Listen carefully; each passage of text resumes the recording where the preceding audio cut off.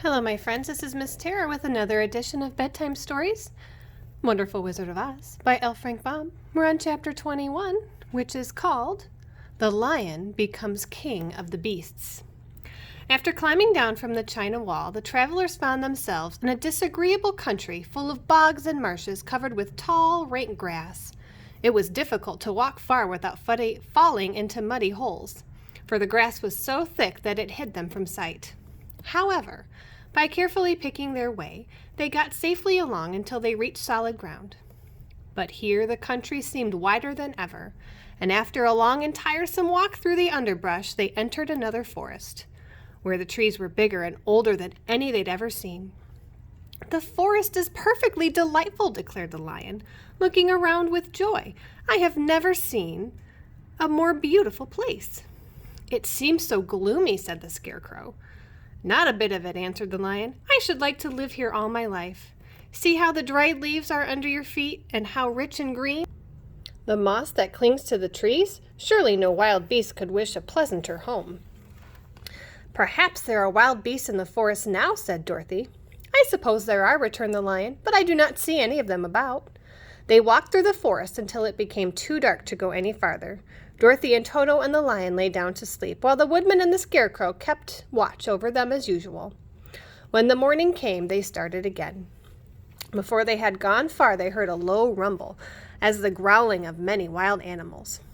Toto whimpered a little, but none of the others were frightened, and they kept along the well-trodden path until they came to an opening in the wood, in which were gathered hundreds of beasts of every variety.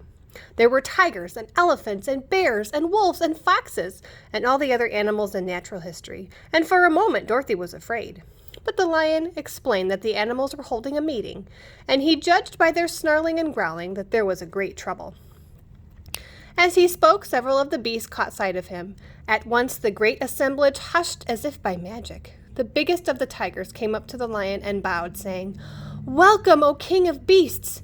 You have come in good time to fight our enemy and bring peace to all the animals of the forest once more." "What's your trouble?" asked the lion quietly.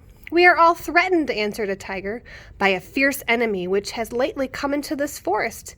It is a most tremendous monster, like a great spider, with a body as big as an elephant, and legs as long as a tree trunk. It has 8 of these long legs, and the monster crawls through the forest. He seizes an animal with a leg and drags it into his mouth, where he eats it as a spider does a fly.